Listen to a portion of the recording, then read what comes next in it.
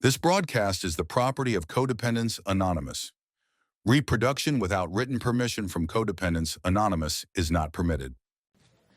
Hi, everyone. I'm Jen. I'm a codependent.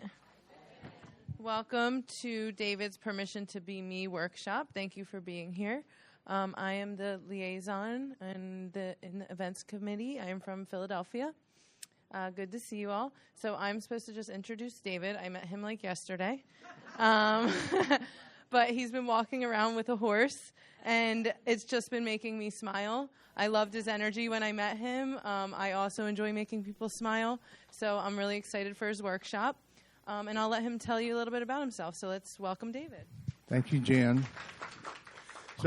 When I met Jen yesterday, I said, easy to remember your name because I have a niece named Jen. So, yeah. And I also want to thank Brian, our tech guy. I mean, the people, the events committee, they are working their tails off. I mean, we've been here for the CSC. Man, I'm so impressed. So I'm very grateful. My name's David Mick. I'm from Fort Worth, Texas. Yabba dabba doo, too. So, as Fred Flintstone might say. I've been in CoDA for, it'll be almost 35 years. Well, you know, this is what every now and then I share in a meeting. When I'm like the Dalai Lama and I no longer react, then I figure I'm cured. And the deal is the Dalai Lama is also human. I'm sure he gets angry at times. So anyway, so I've been in CoDA for a long time. I've been in other SLAA and Al-Anon. My first 5 years, I went to 11 meetings a week. Wow. CoDA, 6 days a week.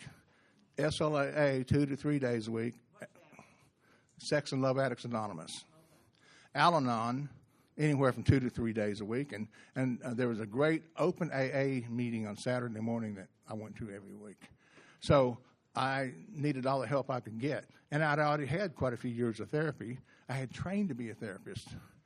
And when people ask me what I do, my wife says he's a psychotherapist. So, because, yeah, we get to have fun. And in Texas, it's a licensed professional counselor. So anyway, I've been doing workshops more than 30 years. Anyway, and this is called Permission to Be Me. And you got it up there on the screen. So let me get my copy. Oh, I know there's a bunch of copies around here. Thank you, hon. Okay. I might read the one on the screen. It's easier. The eyes. Let's see. We get to have fun.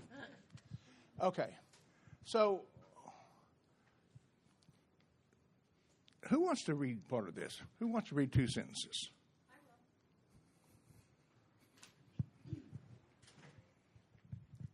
Cynthia, codependent. Affirmations and permissions are antidotes for the negative thoughts and beliefs we unconsciously and consciously have and practice. When we practice affirmations and permissions, we are rewiring our brains. Like physical exercise and play, practicing affirmations and permissions help raise the level of feel-good hormones. Over time and with much practice, we create new neural pathways. And the new positive thoughts and beliefs override the old negative thoughts and beliefs. Much like learning and practicing the ABCs, the positive thoughts and beliefs become our automatic thoughts and beliefs. We use our nurturing inner parent to reparent our inner child. In recovery, we learn we have the choice to heal and love ourselves. In recovery, I give myself permission to be me. Thank you. So I'm going to, we'll get you a handout too, somewhere. They play, right? Do they ever, spill something? Yeah. We're human. We make mistakes. However, sometimes the parent is not being very kind and might say something like, "You're a bad boy. Shame on you. You're a bad girl."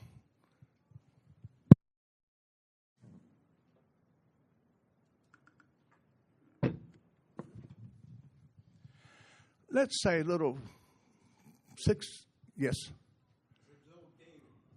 Oh, no, you're going to see what's happening. 6-year-old child.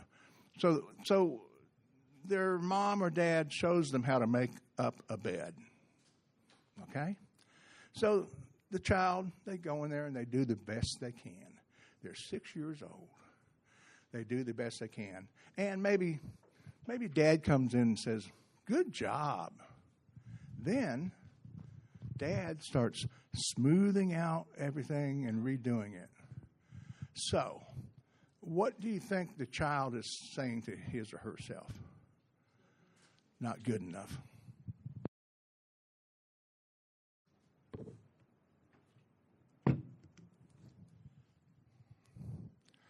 Okay. 7-year-old boy gets in trouble. Going to get hit with a belt now. So the child's getting whipped with a belt. And as kids are likely to do, they tend to squirm and jump around. And then they hear this: "Shut up, stop moving, or I will really give you something to cry about."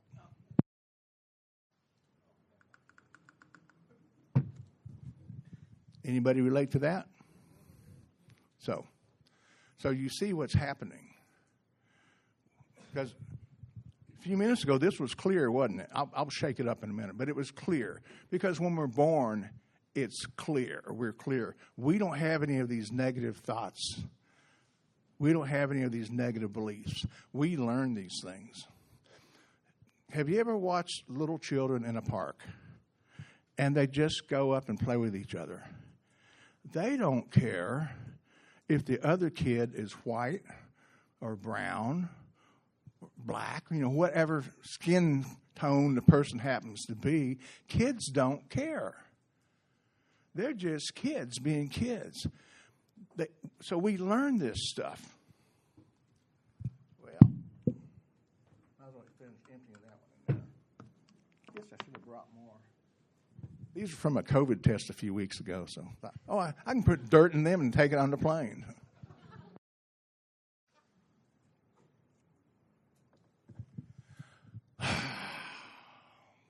A child being molested. So what do you think's happening to that child? What's that child feeling? Worthless? It's my fault. Shame? Yes. Confused? Pain. So here's the deal. When children are sexually abused, this might sound strange, but humans are wired to be sexual. It's natural. Because if we weren't, we would no longer exist. So humans are wired to be sexual beings. Yet when a child isn't old enough, they can't give consent. They do not understand. So a child can have these mixed feelings like, part of it feels good, and part of it they feel so much shame. And I promise you, I've worked with lots of sexual abuse survivors. In fact, I was a therapist in a women's crisis unit for many years. We had them for up to 35 days. Most of them had an addiction, a mental illness and an addiction, and about 95% of them had been sexually abused at some time in their life. So, but the thing is, and so, talking, I would explain to them when they would share their experiences and how confused and shame, and, say, first of all, you didn't do it. It's not your fault. You couldn't give consent. You didn't even know what was going on. And then if you felt some pleasure and you're confused, it's because you're a natural human being. So people need to be aware of that children, they cannot give consent, but yet if they feel some pleasure from it and they're all confused, of course they're confused. Because here's something perfectly natural that in healthy growing up, when we get to the right age, the appropriate age, and it's natural. It's just like laughing, right? We laugh, it's natural. So it's very confusing for kids. And so, I've worked with a lot of people with this. What I've been sharing here, all of that happened to me. Okay? So I can tell you right now, people can heal. The thing is about learning how to nurture ourselves, get in touch with that inner part of us. So some more information about me. Let me finish this demonstration. Okay. So let me put this in.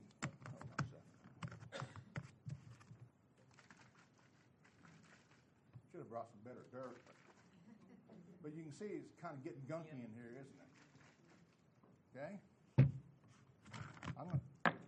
I'm going to pour the rest of this dirt in there. Because what happens as we continue getting older, we continuously shame ourselves. We talk negatively to ourselves. When I first got help, my core belief was this: I am a worthless piece of shit. That was my core belief. And all the other stuff that goes along with it, not good enough, all that stuff. So for years I was just beating the crap out of myself. All this gunk is in there. Okay? Now, after a while, it will settle to the bottom, but then, we get triggered in some way.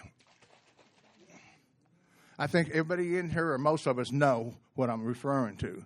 We've been doing some work on ourselves and in recovery, and then something happens, and all this stuff starts popping up again. And that's just part of life and part of the recovery process. So, all right. So in 1980, I was at an emotional bottom, and I went to see a therapist. And he had been trained in what's called transactional analysis. The person who started this type of therapy, his name was Eric Byrne. He was a psychiatrist, and he had a client one day, and they were having a conversation, and his client was a banker or something, and he was saying to Eric, sometimes it's like I'm an adult, and then other times it's like I'm this hurt child, this scared child, and so as Eric Byrne began thinking about it and observing people, and he realized we have these different parts of ourselves. And he labeled them as parent, adult, and child.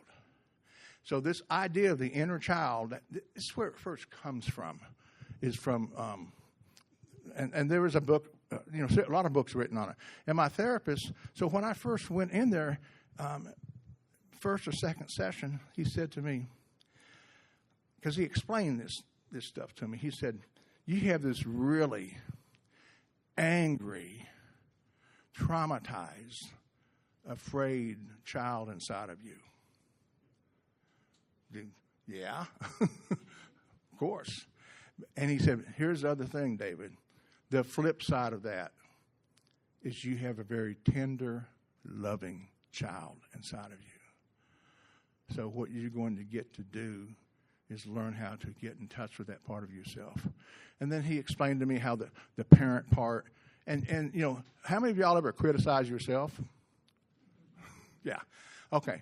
So that comes from the parent part of us, because these are things that are learned. I got it.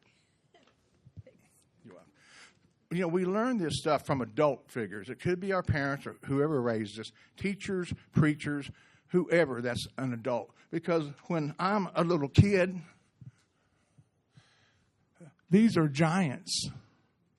They have all the power. I don't have the power. They have the power.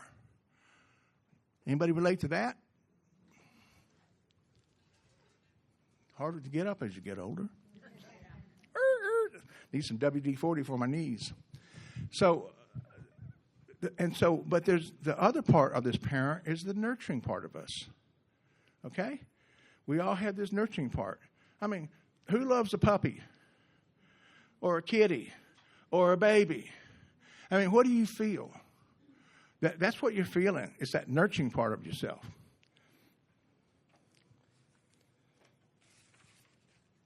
Okay. So I kind of skipped some steps, but I'm going to go back to, since I think everybody that's coming is going to be here. Okay. Do we need another chair? Thank you. Okay. So I just, when we go to a meeting, what do we read at the end of the meeting? Who you saw here, what you heard here, when you leave here, let it stay here. Confidentiality. I want a show of hands if you agree to hold in confidence what you experience in this room, what you hear in this room from other people. And if you don't raise your hand to agree, I will ask you to go ahead and leave. So, are you going to, this lady right here, do you agree to hold things in confidence? Did you? Maybe you didn't hear what I asked. Okay. So I said, I want everybody to hold up their hand if they agree to hold in confidence what they hear in this room. Just like we do at the end of a meeting. Unless you hold your hand up and agree to hold it in confidence. Do you agree to hold it in confidence? Yes? I can't understand you. I'm sorry. Yes. Thank you. I just, I think it's important so we feel safe. Because, I've been out to eat after a meeting at times and heard someone start talking about what someone said. And I would remind them, what did we just hear at the end of the meeting? So, okay. So let's just get comfortable in your chair and close your eyes and breathe.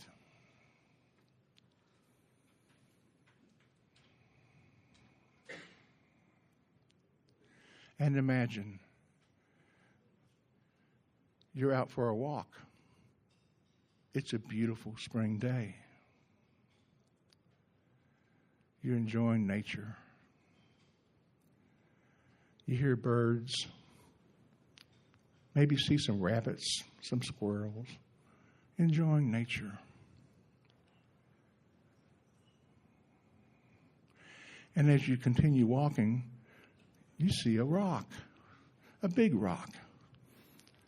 And you decide to have a seat on the rock. So you're sitting on this rock. The sun is caressing your face. A light breeze is very soothing. And as you're sitting there, you can see and imagine this golden light above your head. And as you're sitting there, this golden light begins slowly moving all around you. And it's creating a golden egg. You are inside this golden egg. You are safe. Nothing can get in unless you choose to let it in. So sitting safely in this golden egg, you're at peace.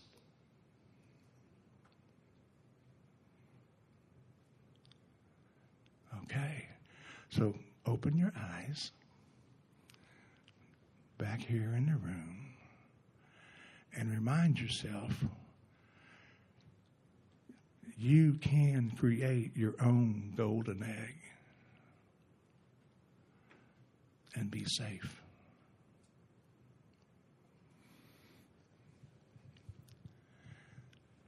Would you be willing to share what you experienced? Yes. If you don't want to, it's okay. I just did exactly what you said and was able to picture the light and went over me like an egg. And I felt warm. I felt comfortable, like it kind of in a fetal position, and just, very safe. Thank you. And if I ask anyone, you can always say no. You know, you don't have to share. You can pass. It's okay. Because the point is safety. Number one, if we don't feel safe, we're not going to go anywhere else. If some of y'all might know about what's called Maslow's hierarchy of needs. And, of course, the very bottom of that pyramid is we got to have food and water and shelter. Because if we don't have those, we die. The next level up is called safety or / security, which is why, you know, we have a police force. Most cities don't build walls around themselves anymore, but for eons, there'd be a city or a place somewhere, and they had a wall around it. Look at the Great Wall of China. They were trying to keep other people out to feel safe. So if we don't have safety, it's difficult to go up to that next level, which is that need for belonging. I've worked with a lot of homeless people. I used to do assessments in a clinic for homeless people. And the first thing they're doing is trying to get something to eat, find a place to sleep. Okay? And how do a lot of them feel secure? They will actually get with one or two other people and camped under a bridge. They might be in a tent, but their friend will be next door to them in another tent because they're banding together to try to feel some safety. I mean, that's just part of being human.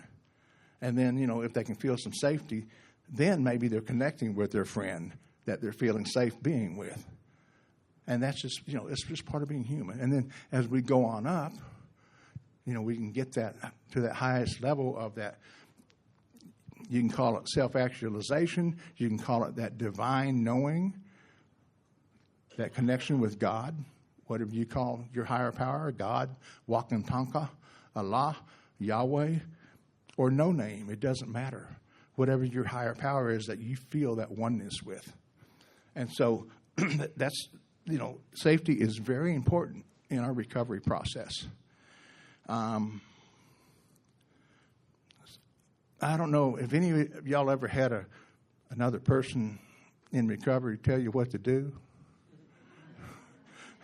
And did you feel safe? If you think about it, did you feel safe? Not in that moment anyway. Maybe normally you felt safe with that person, but in that moment you probably didn't feel that safe with them. So it's a very important part for our mental health, for our recovery process. Okay. We're going to do another little meditation. So just close your eyes. Relax your body. And breathe.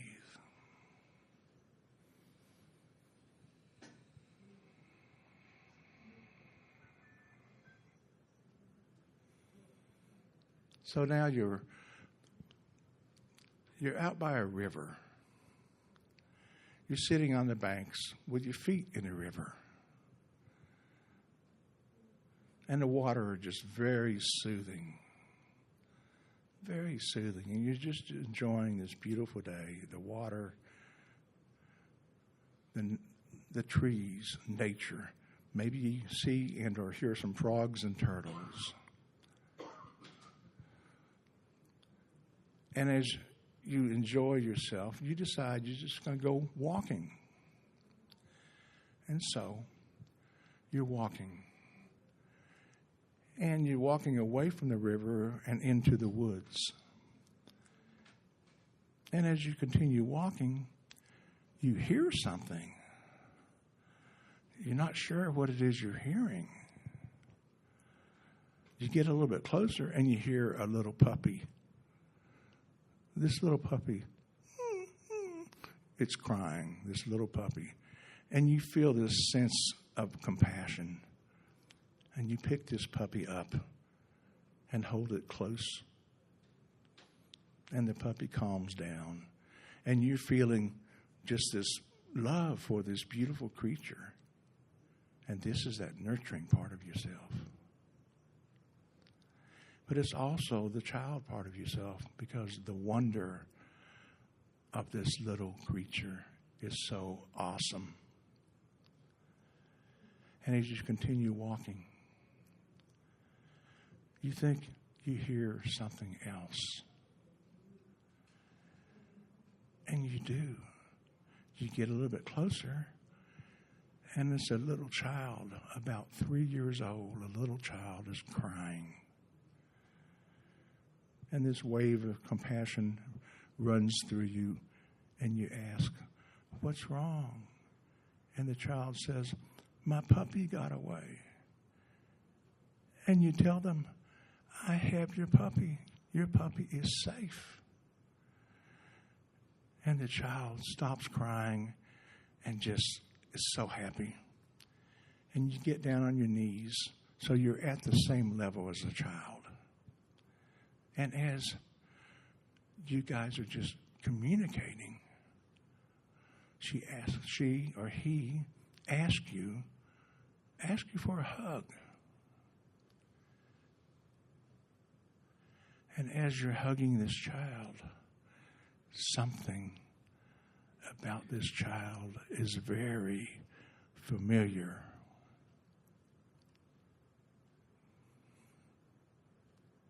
And in a few moments you realize this child is you. This is that little child inside of you that is in wonder of nature and that you feel so much love and compassion for. This child is you. This child is precious.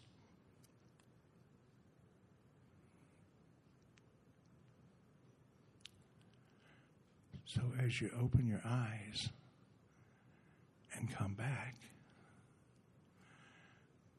be aware of this child. And also be aware of this other part of you that felt such love and compassion.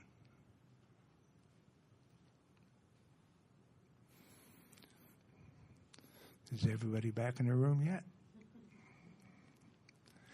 Does anybody want to say anything about what they experienced?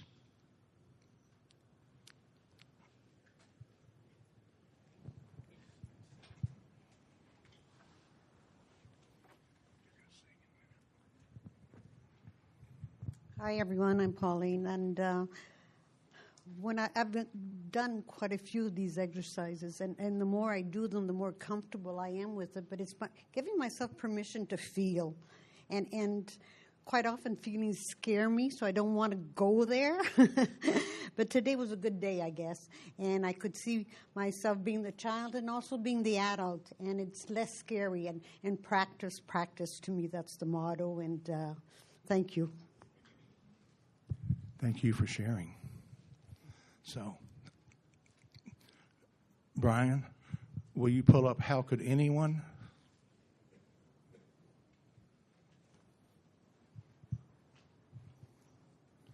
So, Terry's going to do a song, and then we're going to also share it with each other, what we learn in this song.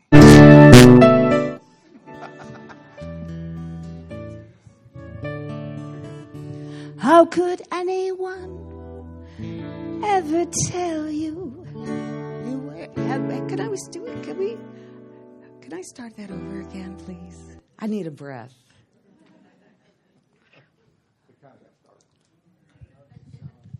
Hi. I'm human. Please.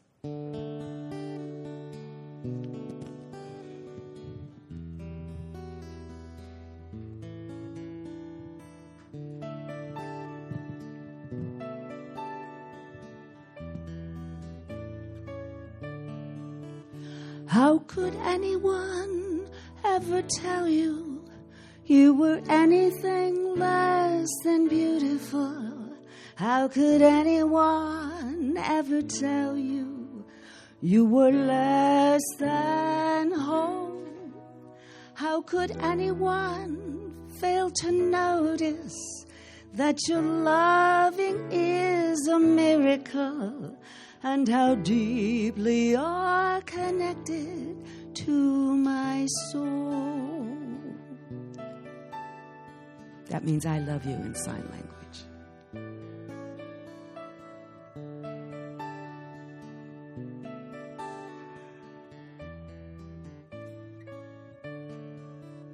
How could anyone ever tell you you were anything less than beautiful? Look at the person next to you. Anyone ever tell you you were less than whole? How could anyone fail to notice that your loving is a miracle? Look at the smiles and how deeply you're connected to my soul.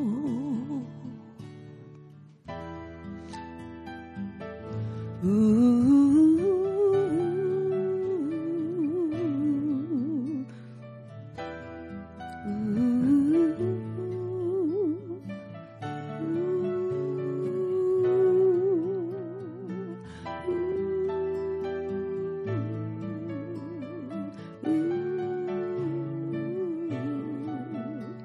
And how deeply you're connected to my soul. How deeply you're connected to my soul.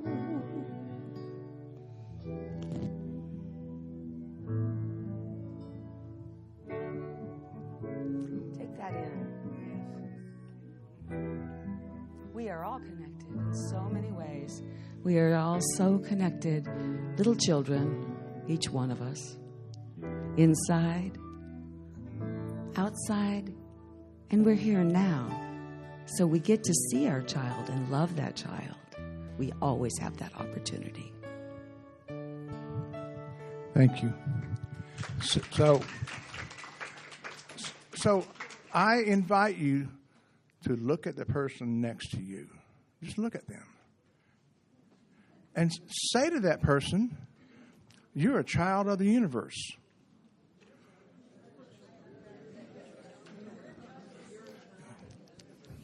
Are you willing to allow yourself to take that in? The Great Spirit created every one of us. Again, whatever you call your higher power, created every one of us. I was in a meeting a long, long time ago, over 30 years ago, and I heard someone say, God does not make junk. God does not make junk. And I'm like, whoa. I mean, really? Because when I first started 12 steps and I heard the word God, I was like, I had to change my, what I thought this, to me, is not an entity. It's a force of love, whatever. But people get their own idea, and whatever your higher power is that works for you, that's the bottom line. But my higher power loves me, period. I don't have to do anything or not do anything. In fact, I didn't know this, but my name actually means beloved or beloved. I didn't know that until I was an adult. Someone told me. Oh, I didn't know that. So, anyway, I just look at the person next to you again and just say to them, just look at the person next to you, say, how could anyone ever tell you you were anything less than beautiful? Seriously, because you are connected to my soul. We are all connected. So go ahead.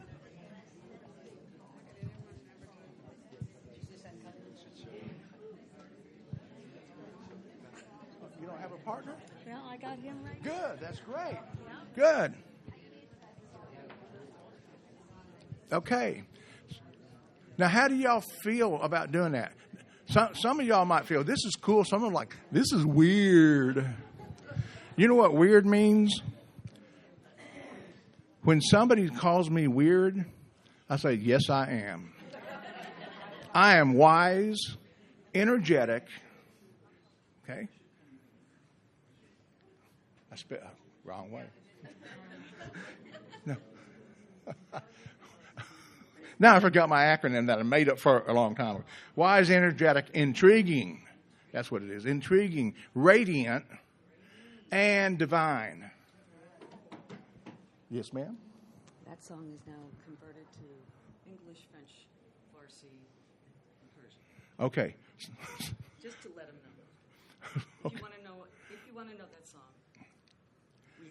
we also have it for tomorrow in the other workshop with music. Farsi. We have it in Farsi, French, Spanish, and I think German. I don't know. I'm not doing translations. Yeah. So, yeah. So anyway, so I know some of this stuff can feel strange, especially when we've never done it before. I mean, back in the 80s, in 1984, I went and spent a month in California with a couple. Their names were Bob Goulding. He was a psychiatrist, and his wife, Mary McClure Goulding, she was a licensed clinical social worker. And they had come up with a system of therapies, basically transactional analysis and Gestalt kind of combined. And people came from all over the world to be trained by them.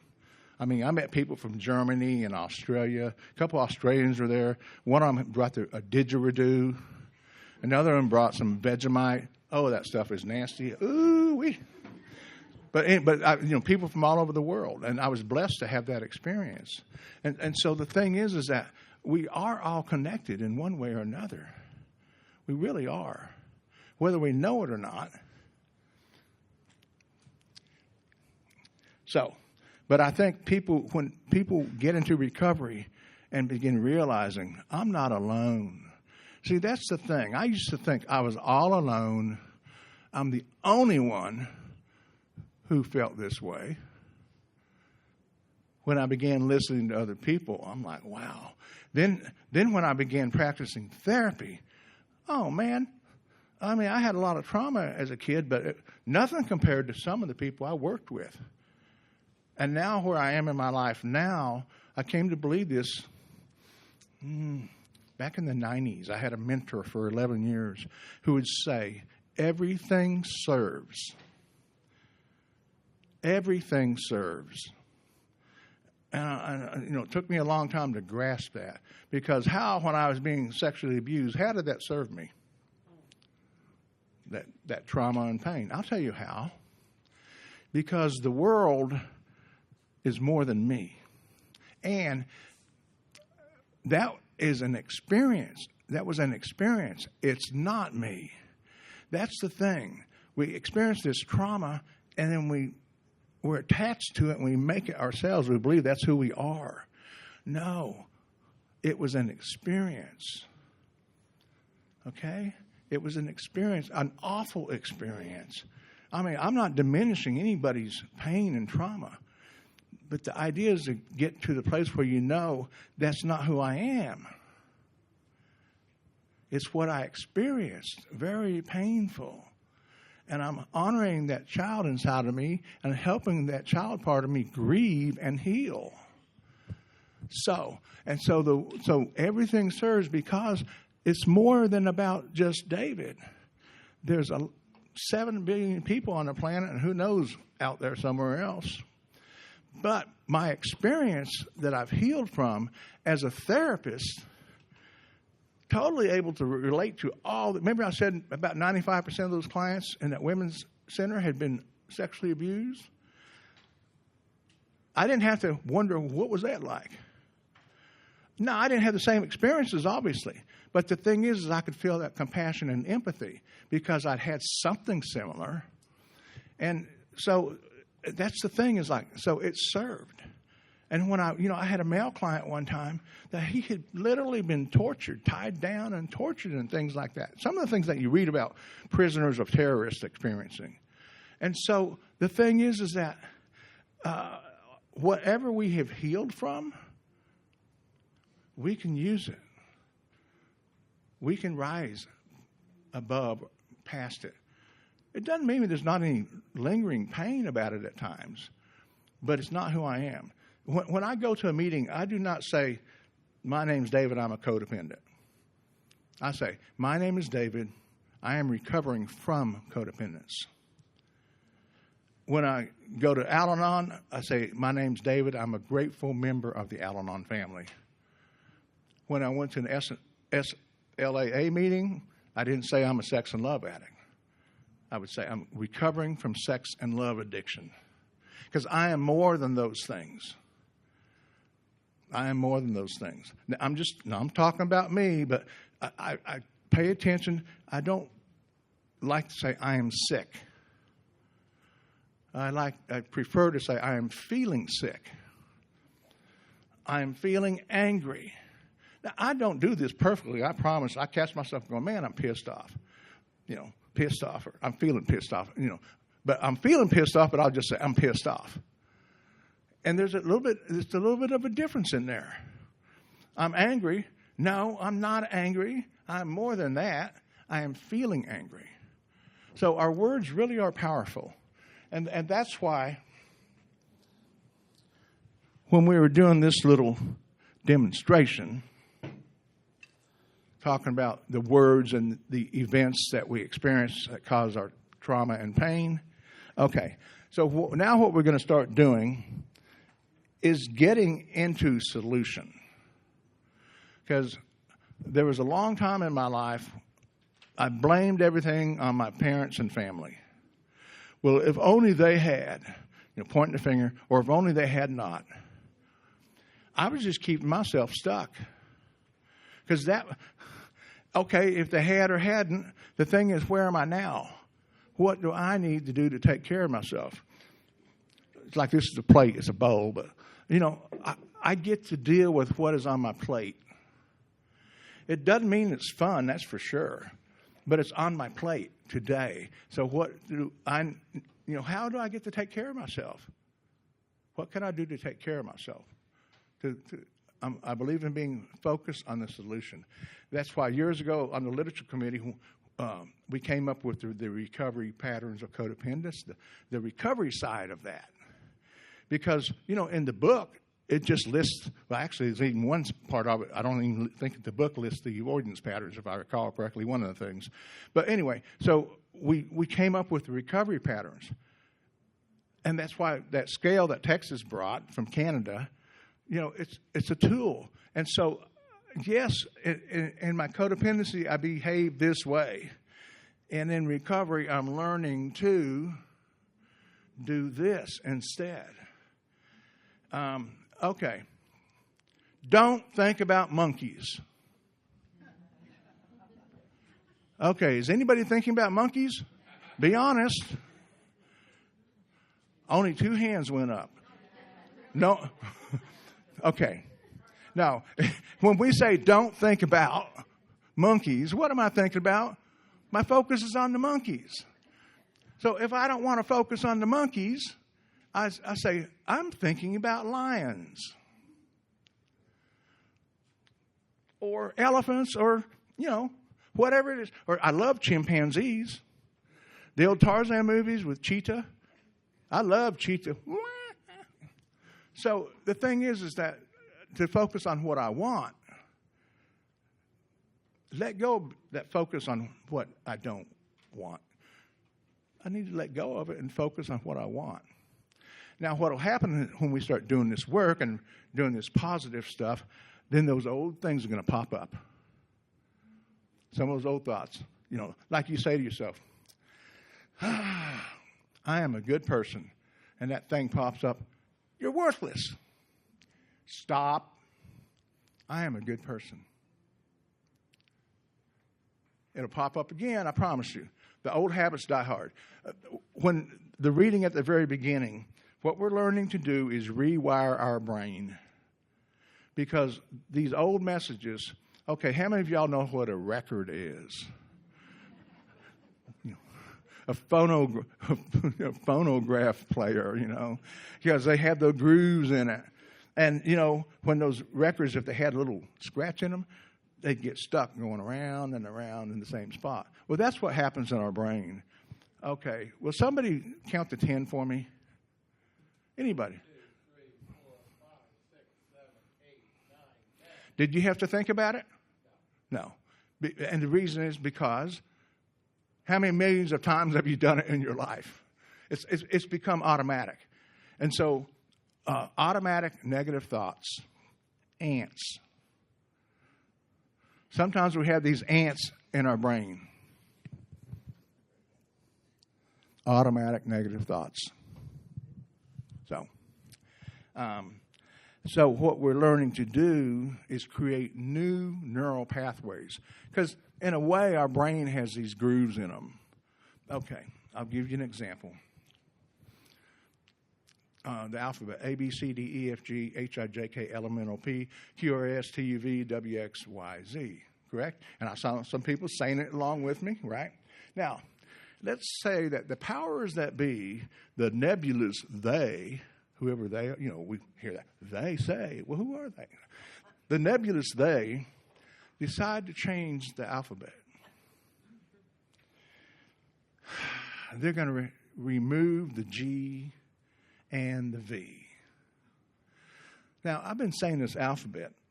I'm going to be 72 in August. So I've been saying this thing a long time. A long time. I mean, when I was growing up, Fred Flintstone was my neighbor. I am proud to be a dinosaur. And I am a David Osiris. And by the grace of spirit, I am here alive today. So I get to be a dinosaur and have fun. So, all right, the nebulous they are taking out the letter G and V. So now I got to do this new alphabet. A, B, C, D, E, F, G. Well, wait. Okay, wait a minute. Okay, the G is gone, but what comes next? Because I've been going A, B, C, D, E, F, G, H, I, right? So the H comes next, but the automatic thing, if I can't say the G, it gets stuck. And I have to think about what was after the G. H, I, J, K, L, N, O, P, Q, R, S, T, U, V. Oh, wait. That's gone too, but what's next? W, X, Y, Z, right? Okay? So, now ask me to say the new alphabet.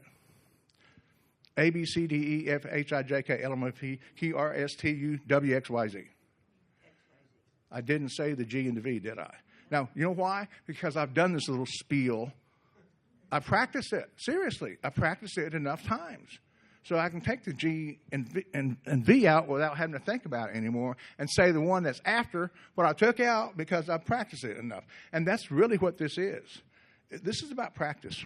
So in this training to be a therapist back in the 80s, I learned about reparenting, the nurturing parent, the critical parent, this inner child part, which is there's a loving, tender child, there's a vengeful child, there's a creative child, that child part that's in awe. How many of y'all have read in chapter 5 of the Blue Book about the child within? Some of y'all have. Okay, so I was, years ago, I have the original CoDA book. Mine's a hardback version. And there was some information in there. And then a few years later, I was facilitating a meeting, and I said, turn to page so-and-so, and we're going to look at this. And they said, there's nothing there. So at some point, some people in CoDA decided to take out some information on the child within and some information on boundaries and some of that stuff. So I'm like, huh? And I'd been in recovery for... The only service work I'd done was just in my home group. And so I was like, well, this isn't right. This doesn't make sense. I want to know more. We ended up going down to a state meeting. I got elected as an alternate delegate. I was number 7 on the list. Number 7. Guess what? They went through because the junior delegate or one of the delegates couldn't go. So they went through that list. Everybody said they couldn't do it until they hit me.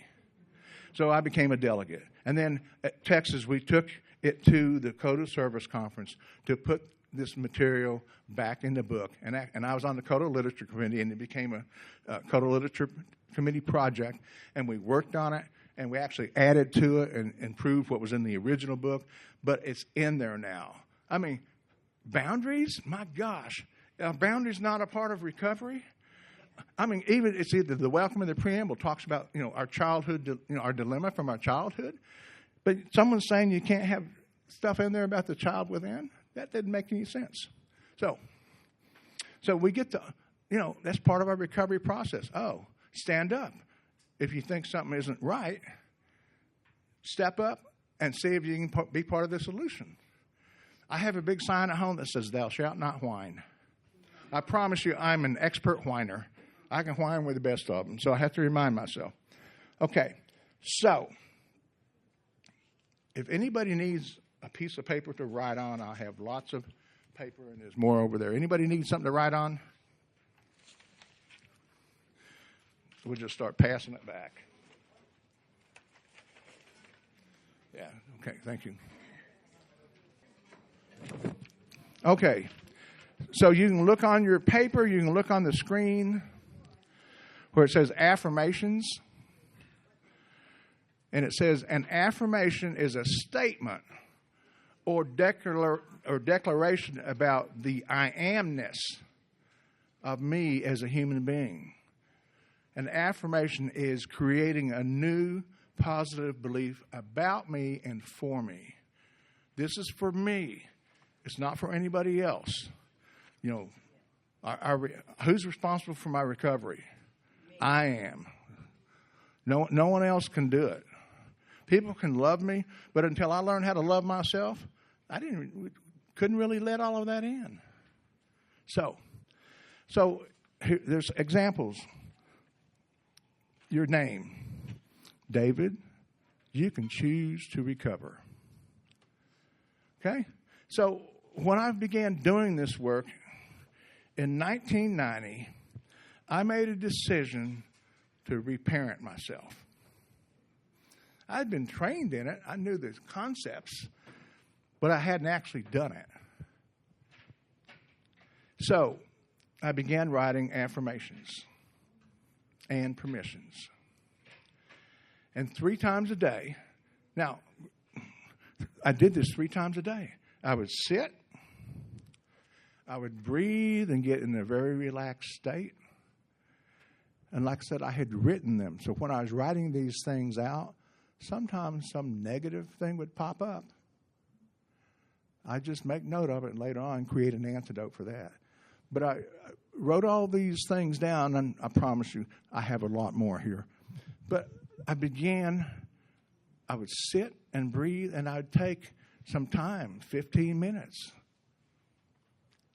Just read, bring it inside.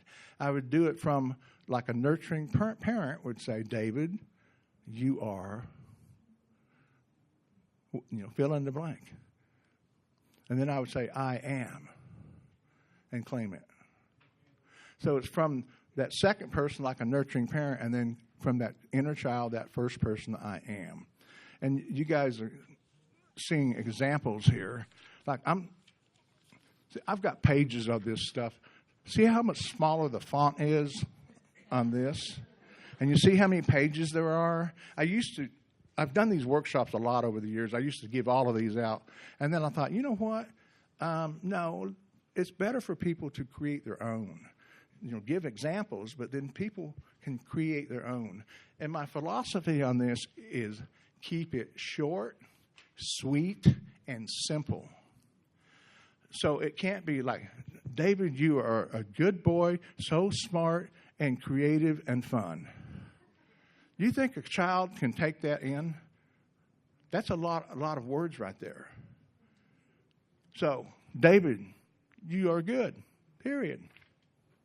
David, you're so creative. David, you are so much fun. I broke it down because a child can't take all that in at once. It's too many words. For someone like me who's with ADD, it's too many words. So, you guys have some examples there. How about, will you read the first one? Sure. My name is Serge. I am a precious child of the universe. Okay. Read the next one. I am a creative child of the universe. Next one. Your higher power loves you, Serge. So, here's the thing. Now, I wrote higher power. Actually, I used to have God. And then in talking about doing this workshop, it was suggested maybe not say God, just say higher power or whatever. So whatever works for you, spirit, great spirit, whatever you call your higher power. At our spiritual center, our minister, when she talks to God, she calls the God of her understanding George. And she's like, I'm serious. She has conversations, and she'll be sharing something and say, and George revealed this to me this morning in my meditation. Now, I don't know if it's from the 80s films with George, what was his name? George Burns? Yeah, I love those movies. So. But so the thing is that each person gets to choose what they call their higher power. My understanding is that higher power does not have an ego. I think I was watching Oprah one time or something. I think Maya Angelou was on there, and she said, God doesn't care what you call it. So, will you read a couple of those there? Okay. My higher power loves me. I love you. I love me. Welcome to the world. Say your name. Welcome to the world, Marilyn. Yeah. I am welcome in the world. So where has that line there? That's where you would put your name. Okay? Yeah. Obviously, I didn't explain that. And I apologize for not. That's a blank. That line is a blank for you to put your name in. Okay. So I apologize for not saying that. How would you know it? You hadn't seen this thing before. But I was trying to save paper, not write down everything. You know how much these things cost at Staples in Fort Worth? I won't tell you. Yes.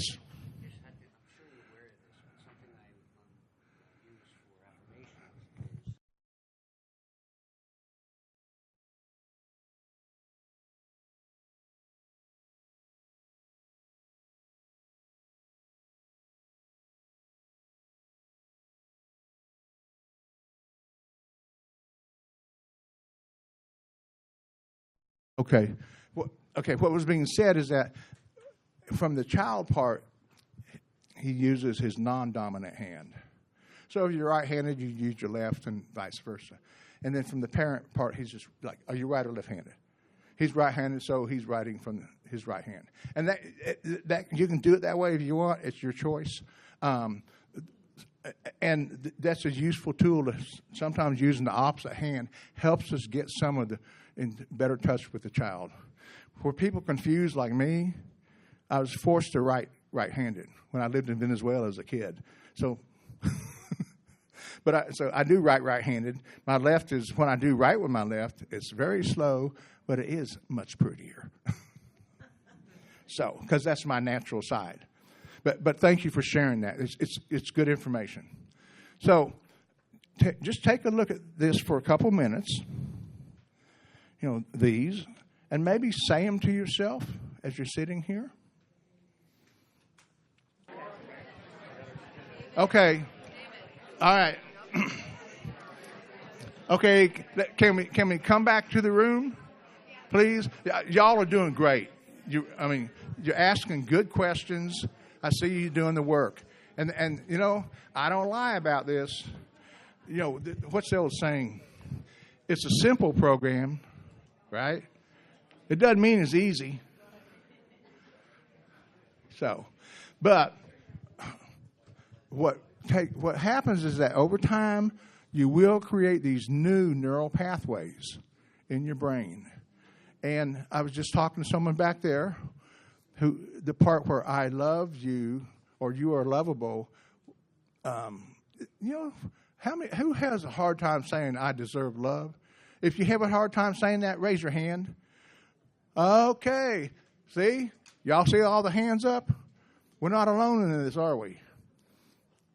there's an old saying, and it's a me disease or a me dis-ease and a we recovery. That's the power of groups. It really is. The power of having other people who will nurture you and encourage you. So, we're going to go to the next part. Let's see what's on this. Let me move it up.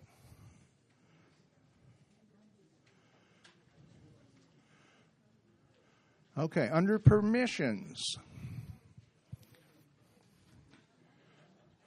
Okay, let's look at the screen or look at your paper. I'm going to read this. A permission is a statement or declaration that allows me to be human. I'm going to read that again. A permission is a statement or declaration that allows me to be human. A permission is a gift I choose to give myself that allows me to be authentic, to be who I was created to be. Long time ago, working with my sponsor, I'd get with him on Sunday night, working the steps.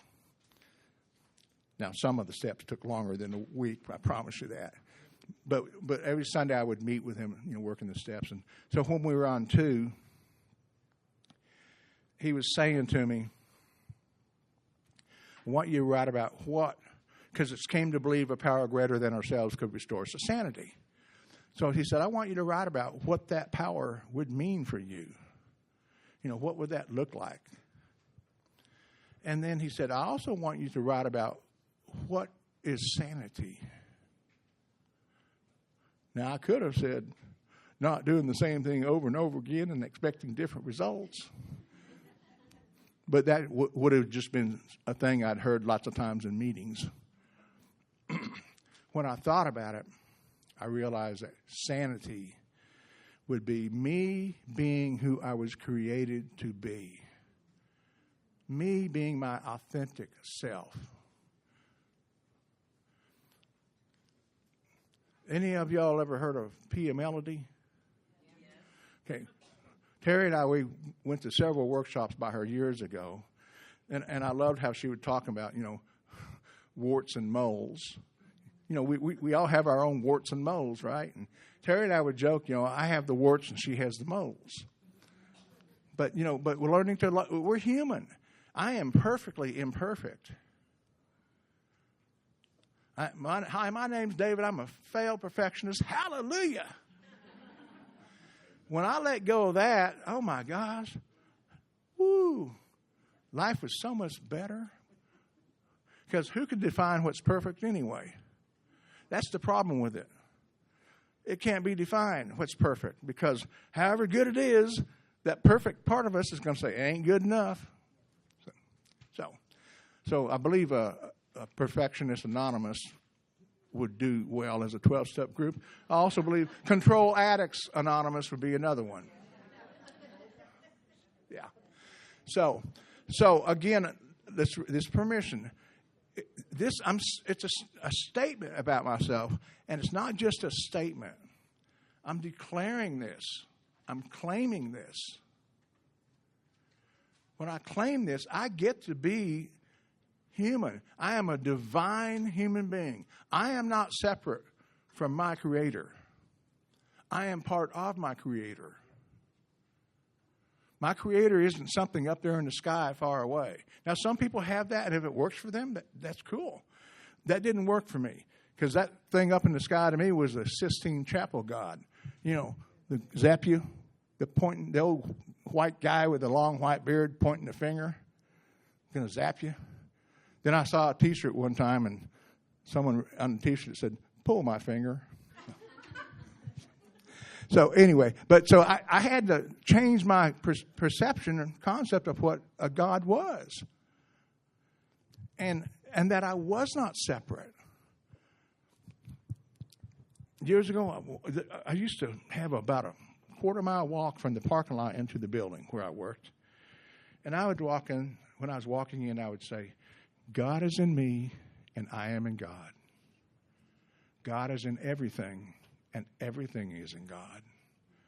God is in my feelings, and my feelings are in God. God feels my feelings as I feel my feelings. I did that to remind myself I am not separate. I am one with. And so God is in you, and you are in God. God is in everything, and everything is in God. And if you don't like the word God, that's cool. Change it for what fits for you. I can say God. I can say Spirit, Great Spirit. I use lots of different words at times. But the bottom line is, I needed to define my idea of God or higher power and what sanity is. And that's me being me, who I was created to be. So that's where the permissions come in. And the first one, because I'd written a lot of affirmations, and, we have a lot of affirmations in CoDA. The affirmation booklet, there's all over the place you can find different affirmations. When I was involved in that project on the CoDA book and writing about the parenting ourselves, and if I were doing it today, I would have written more about the permissions part. I did mention permissions in there, but not with as much focus as I would put on it now.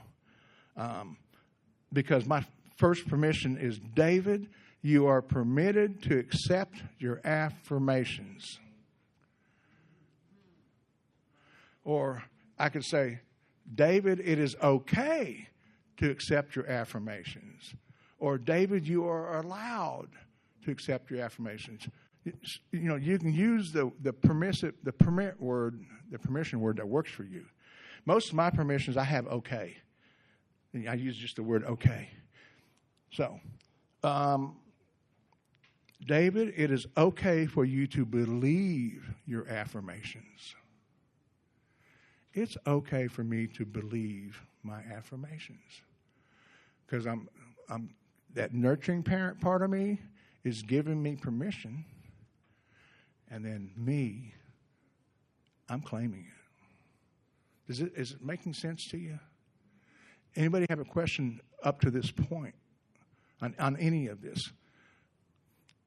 Because, again, there are no dumb questions. I've heard some very good questions today. And I'm in here to learn just like everybody else. I learn from newcomers. I'll be sitting in a meeting and someone new comes in, and sometimes they'll say something like, cool. Seriously. It's like an open, it's hard to do this. It's like an open book. And, one person's on this page, one person's on that page, one person's on 4 pages back over here, one person's on the next chapter. But, it's all in the same book. And if you open it up, it's pretty level. It's just in different places. So any of us can learn from any of us. Okay. So I invite you to take a couple minutes and look these over. And some of them that you like or something you want to write down for yourself, write down a permission for yourself. Go ahead. And if you have a question, raise your hand. And also, if you got to go make a pit stop, you have permission because Mother Nature rules. So okay. He had a good question. Okay. I hate to interrupt you. You're on a roll. But on these, realize that. Borrow this a minute. Okay. I permit myself to accept my affirmations. Okay. Then, David, it is okay for you to believe your affirmations. Then it is okay for me to believe my affirmations. Okay. So when I say my name, that's my nurturing parent. Okay. And then when I say it back to myself, generally speaking, it's my inner child saying it. But sometimes it might just be that logical adult part of myself. So, but if anything's confusing, please ask because I want to clarify. I've been doing this forever, so it's like someone who teaches kindergarten. They know what those little kids need. But yeah. what I know, a kindergartner doesn't know, so I got to explain it better. Or like Ricky used to say, Lucy, you got some splaining to do. Okay, continue. Thank you. Okay. So how y'all feeling about this? Is it making sense to you? Okay. So how about let's take a few minutes with a partner and tell them what permission that you want to be given with your partner. And again, if you have questions, raise your hand and I'll come over there. So other recovery tools for that inner child part of ourselves, go to a playground, get on a merry-go-round or the swing set. I'm serious. Do some playful things that you would have done when you were 5 and 6 years old. It makes a big difference. Because to me, we're not just learning to reparent ourselves. I call it rechildment. That's really what I'm doing in my life is rechildment. So earlier I was talking to you about when I first started doing the self-reparenting. I was doing it 3 times a day. So I did that every day for a year because I made a commitment. I'm going to do this every day for a year. I mean, what is recovery? It's making a commitment to ourselves. It really is. And so I did it every day for a year, and then I realized at the end of that year, I'm like, man, I'm feeling better. Yes. Okay, I wrote affirmations and permissions, and I would sit for 15 to 20, 30 minutes at a time. And I'd practice them. Sometimes I'd be writing new ones because that list there's a lot of them. I think I showed you the pages. So I did that 3 times a day. For a year, I was feeling quite a bit better. I said, you know what? I'm going to make a commitment to do it for another year. So I did it for another year. And man, wow, this is pretty cool. This is working. So I made a commitment to do it for another year. So every day for 3 years, I don't want to lie. If I had been sick or something and wiped out, maybe I wouldn't have done it. But every day I was conscious, put it that way. For 3 years, I did it 3 times a day. And just a minute, at the end of 3 years, I didn't just stop. I didn't make a commitment to do it every day 3 times a day for a 4th year. I just made a commitment to continue practicing. Okay? And because what happens is that became the automatic positive thoughts rather than the automatic negative thoughts. Now, go ahead. The question I have is, and especially at the beginning, did you find that when you were saying it, you have that little voice? Yes. The question is, at the beginning, did I find, were these other messages, voices popping up? Oh, man, those ants were all over the place. And in Texas, we used to have a lot of fire ants. Yes. And so sometimes I would just go, stop, and continue doing what I was doing.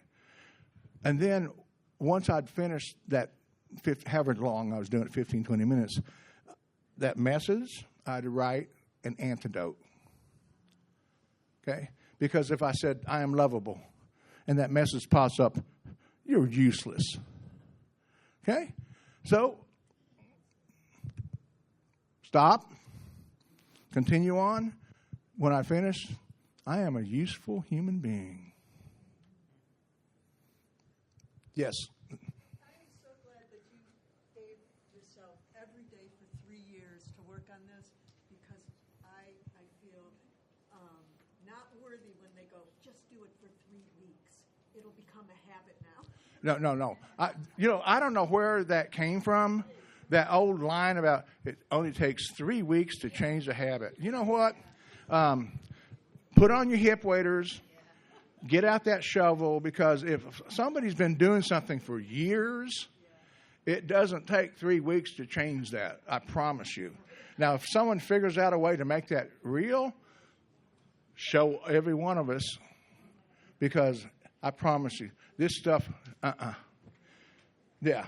I mean, I've been doing this a long time, and every now and then something from Mom pops up, and I'll just say, no, that's not true, and I'll say the positive, whatever it might be. So I'm glad you brought that up, because yes.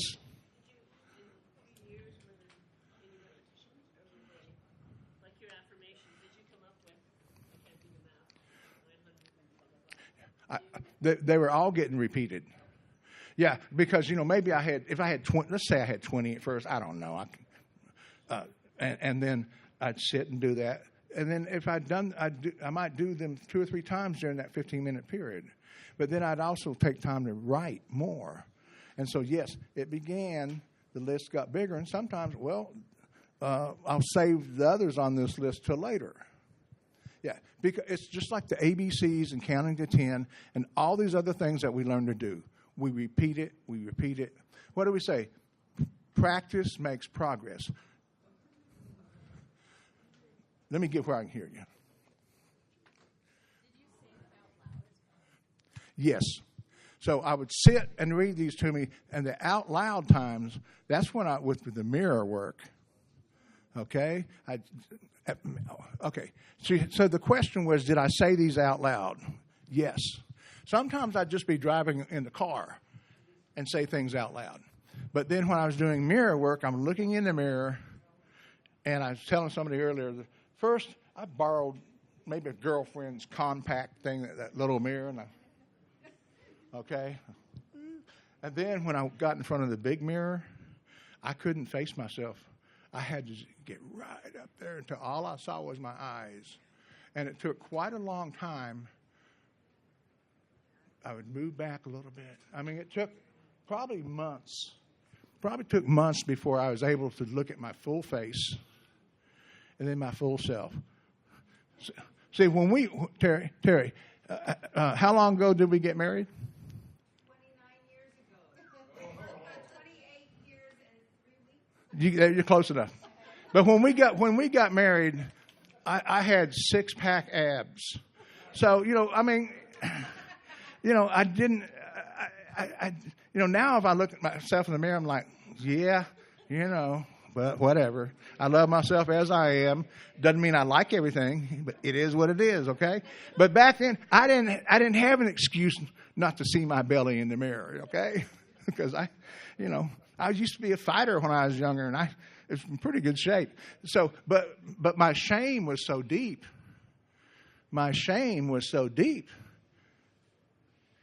That's why I had such a hard time looking in the mirror. Those negative self-beliefs were so powerful.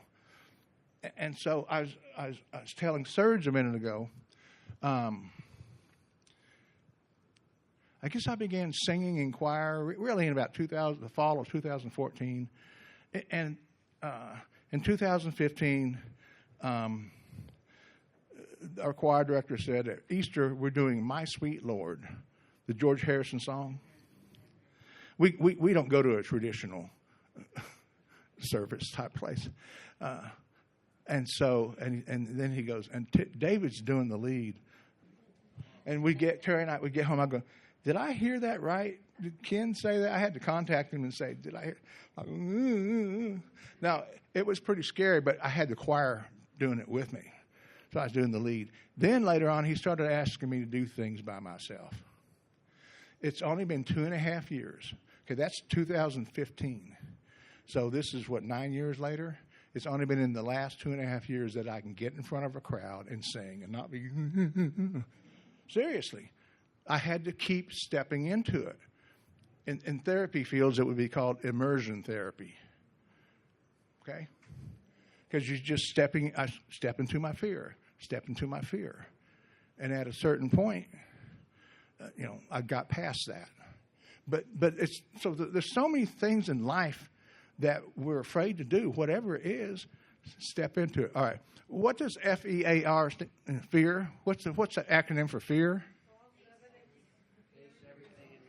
Okay. You got it. Yeah. So she said false evidence appears real, fudge everything and run. And what I like is Face everything and recover. face everything and recover. Because courage is not the absence of fear. A firefighter, when they go into a burning building, do you think they don't have any fear? No, they do. I promise you that. But courage is doing in spite of the fear and giving ourselves permission to do it in spite of our fear. So, okay? All right. Any other questions about what we're doing so far? Is this making sense to y'all? And, you got a question back here?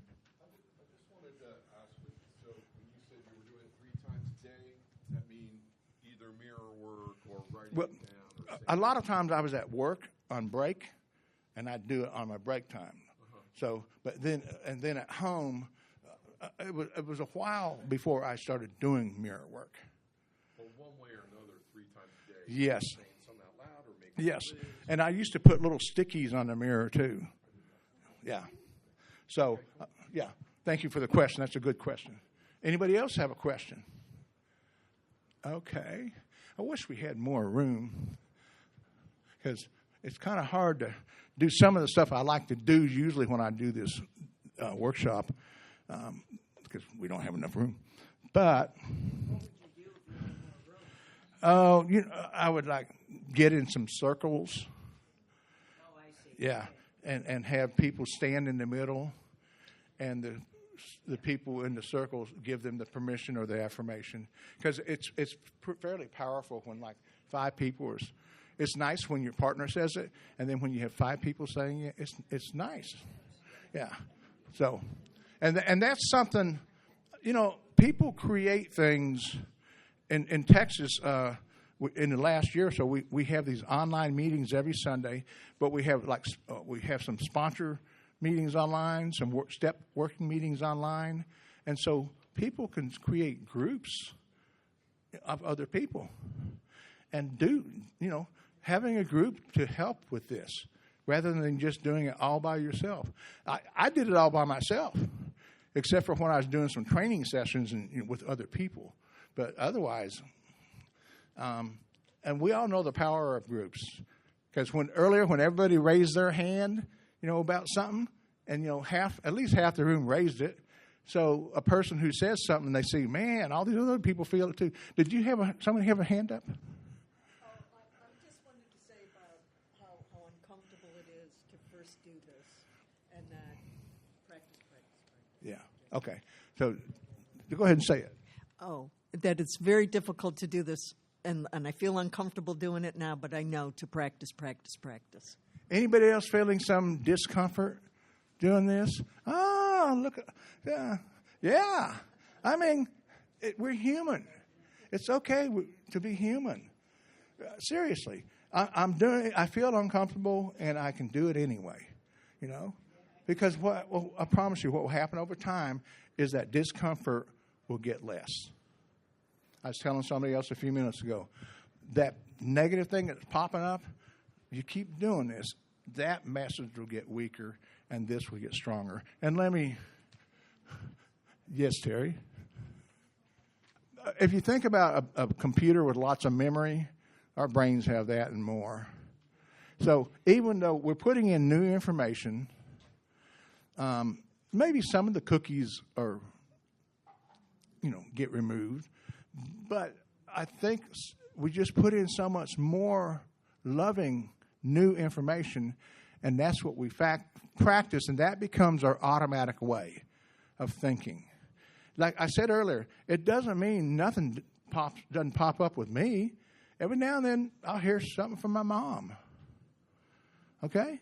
I mean, it's like, I don't know, could be 65 years old or more. Some message from way back then. But I let it go. No, that's not true. What's true is I am loved. Yes.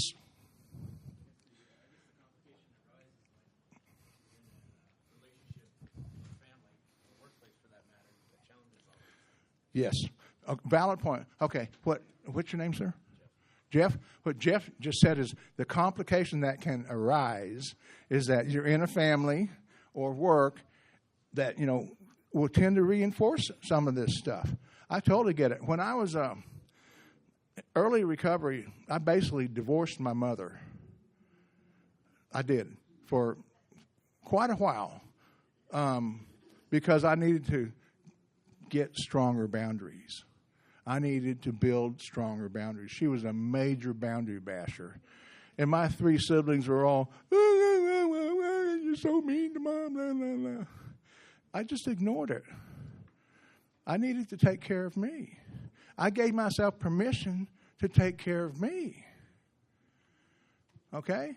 And then when I started, having, communication with her and all again, and it went okay for a while, and then she started stuff again. I divorced her again. Okay? And then after a while, got back, and by then my boundaries were good enough that when she would start doing whatever, I'd be on the phone with her and she'd want to talk about one of my siblings. I'd say, Mom, I'm not going to talk to you about them. If you have an issue, you talk to them. If she kept on, I'd say, Mom, if you don't stop, I'm going to hang up. If she didn't stop, I would say goodbye and I would hang up. Okay?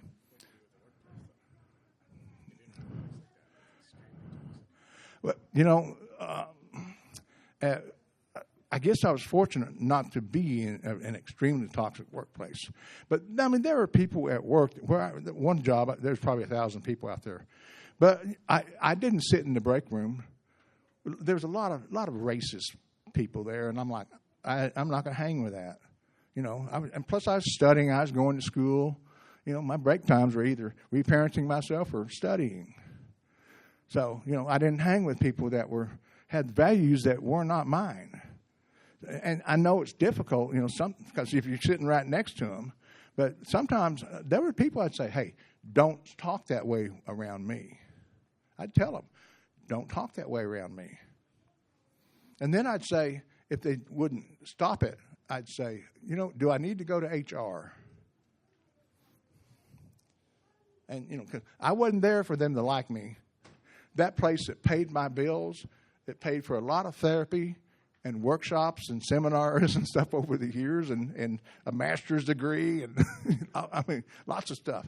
So, and I'm not saying it's easy. No, just doing this for yourself isn't easy. It's making that commitment and putting the energy into it. But it's a very valid question. And sometimes I've known lots of people who just, they make a decision to limit their contact. If it's a really toxic family, some people choose not to have any contact. Some people just limit the contact. Everybody's got to figure that out for themselves. I don't have any easy answers on this. I can just share my experience, So, but I'm glad you asked it because it's valid, very valid point. And so, but the bottom line is, to me, is like making that decision to take care of myself. So, I encourage you to give yourself permission to take care of yourself, however that might play out for you. So, yeah. But I really appreciate, tough questions are important. They really are, because there's so many factors that come into our recovery work from different angles. And having people ask questions about that. Anybody else thinking that question or something like that? Yep, see?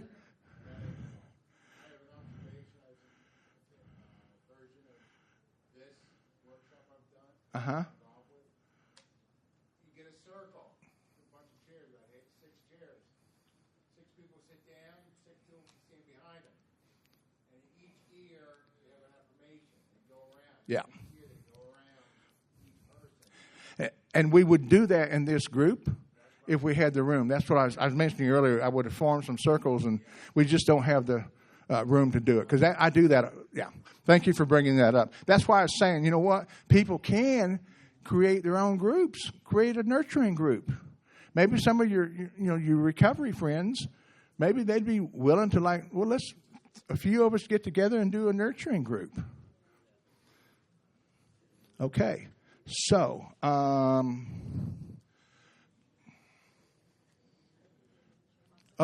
what, Terry? Yeah. So, Jen, will you pull up how beautiful? How beautiful. Yeah, it's just it's a track.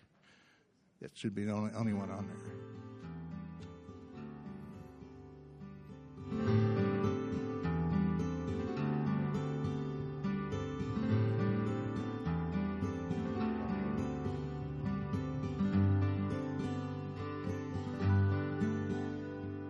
I've seen you struggle, and I've seen you stumble and get back up again.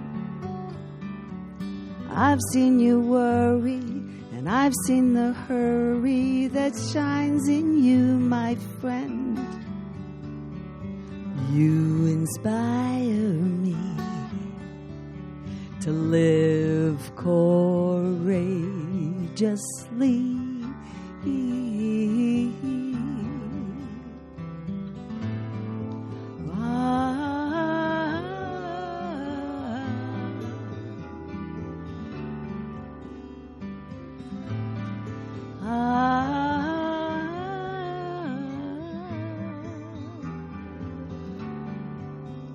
How beautiful,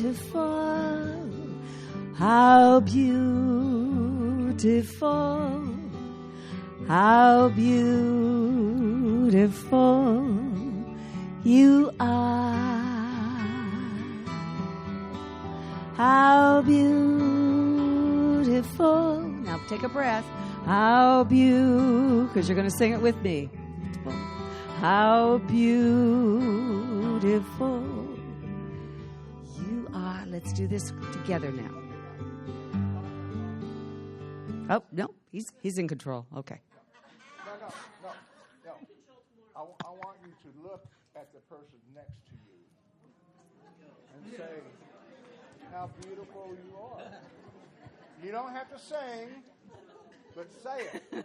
How beautiful you are. How beautiful you are. That's it. How beautiful you are. Just take a deep breath. How beautiful you are. You're a spirit, a little child with a smile. No. What did you do with your handout for your workshop? I gave it to you. Yeah.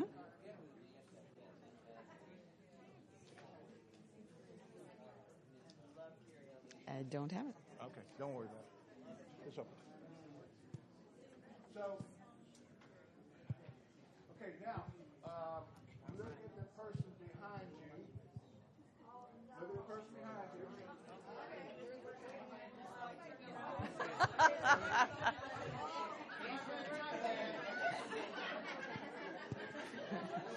And look at the back of their neck.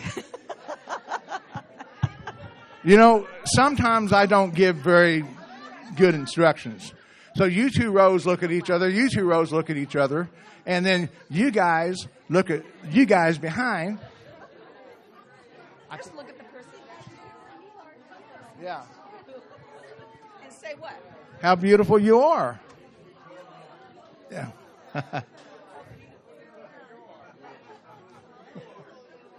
How beautiful you guys are. Okay? I mean,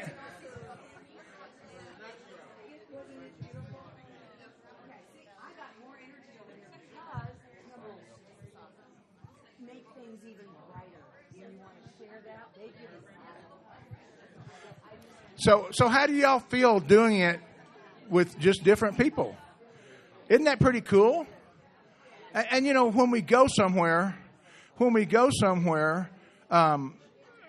we have a choice just to be kind to people. Terry and I, we sing. We do gigs together, like we do these sock hops, 1950s music. 2 hours is 30 songs. That's a lot of songs, but those songs back then were only 2 minutes long. So, before we gave ourselves a name as a singing duo, I said, let's call ourselves the Dancing Dinosaurs and have a T-shirt with Dancing Dinosaurs on. And she said, you know, a lot of the places we're going to be seeing are senior centers. They might not like that. I go, I have fun with it. I'm a Davidosaurus. So, but a mentor I trained under a guy named Brewjoy for 11 years. And he wrote a book called Joy's Way. And the book was sitting on our piano. We were talking one evening, and Terry looked at it. She goes, Joy's Way. That's who we bill ourselves as. But we also have a personal mission to spread joy. So when we go to the store, the little kids, the older people, the people that are kind of alone, we just smile at them, say hi. You know, just acknowledge people. It's really easy just to be kind. Just hold a door open. There's so much strife in the world right now. And all it takes is a smile. I've had more than one client tell me that because somebody acknowledged them, they smiled at them, said hello, they chose not to commit suicide. So we don't know what seeds we're sowing. I'm serious about that. This person you smile at might decide to live. So just a thought. So if we're going to be kind to others, and of course, people who are very well versed in codependence know how to be good to other people, but sometimes not to self. So, but here's the deal. Okay. I cannot keep, first of all, I can't give you something that I don't have. Okay, if you want to borrow $10 from me, if I don't have $10, I sure can't loan it to you, right? So if I don't love myself, how am I going to really give you love? How can I give to someone else what I don't have? Does that make sense? And so we can feel, I used to think that's weird. I didn't believe that. But as I thought about it, I realized I could be loving to people, but I wasn't really loving them because I wasn't really loving myself. So I couldn't love them to that deep level because I couldn't do it for me. I could be kind and loving to them, but I never knew what love was. How good and deep love could be. We celebrated 28 years recently of marriage. And you know, it was about 19 years, whatever, in between my first marriage and this time, with lots of relationships in between. But until I learned how to back in the 80s and 70s, they would have said, he's commitment phobic. That used to be a term for some guys. Some of y'all might remember that term. Some of y'all don't know what I'm talking about. Because you're not a dinosaur. You might be a young whippersnapper. It doesn't matter. We're all people, right? So until I made a commitment to me, how could I really commit to someone else? So so I hope y'all think about that. Okay. All right. Okay, before we continue on, any questions about any of this up to this point? Okay. So, yes. Totally. Try the cashier at the grocery store. Yeah. The person, wherever you are, the cashier or whoever, there's a guy at the Sam's Club we go to, and he does janitorial work. We hadn't seen him in a while, and Terry saw him one day and went up to him and said, "Hey, how you doing? We missed seeing you." And he just brightened up, and he'd had some surgery or something, but he was just. He had no idea that somebody would notice that he was gone. Yeah. And so But I saw him every single time. Right. So, it doesn't matter who the person is. We all count. Everybody counts. Everybody matters.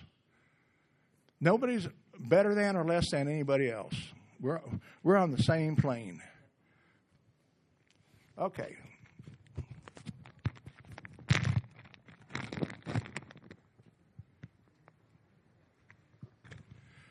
I'm passing rubber bands around. Take a rubber band and pass it around, please. Whatever color you want, it doesn't matter. I used to have more colors, but some people like the yellows more or something. Spaghetti. Yes? How much time we got? 5? 5, okay. All right, well, this is going to be quick. This is going to be quick. So as the rubber bands are being passed around, I'm going to explain what it's for.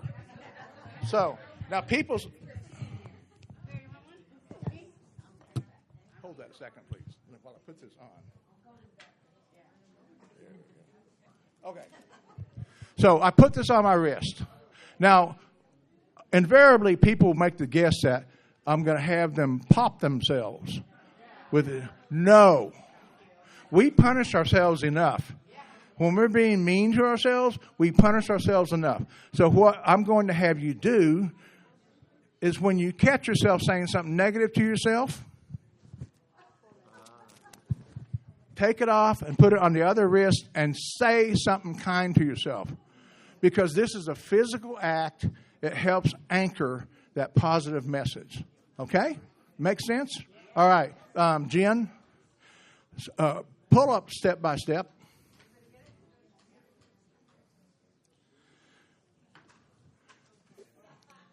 Did you find it?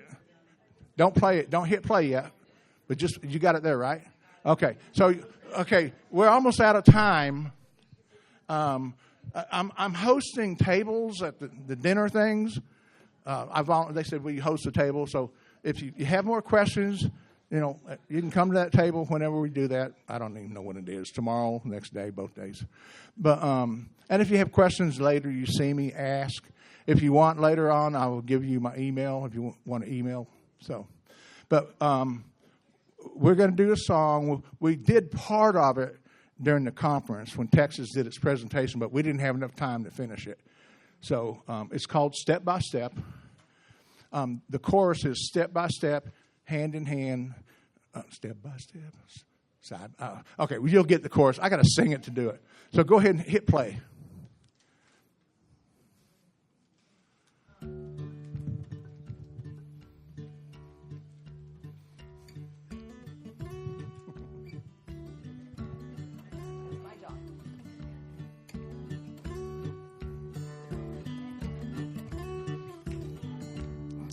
There's an old ancient saying in the wind, one must only take the first step to begin. You're on your way now, you've done the hardest part. Now make the journey with a generous heart. Step by step, side by side, hand in hand, this old world's a better ride. Step by step, side by side, take a little step with your neighbors side by side. Well, we stumbled and we broke in our stride, wearing old worn-out boots of foolish pride. Gonna put on our brand new running shoes to run a race in which no one can ever lose. Step by step, side by side, hand in hand, this old world's a better ride. Step by step, side by side, take a little step with your neighbor side by side. If you see me falling down and you stop to lend a hand, what goes around goes round and around and round. If you run to another for help, it don't mean you can't do it for yourself. It just means that your neighbor will know When they need help, they'll know where to go. Step by step, side by side, hand in hand, this old world's a better ride. Step by step, side by side, take a little step with your neighbor side by side. If we understand that the heart is the one true power, and that nothing that we see is really ours, from a satellite we all look like one, I think a world's time may finally have come. Step by step, side by side, hand in hand, this old world's a better ride. Step by step, side by side, take another step with your neighbor. Take another step with your neighbor. Take another step with your neighbor side by side. Thank you, everybody. So we are in this together. Remember, in recovery, we step with our neighbors side by side. Have a great afternoon. Thank you.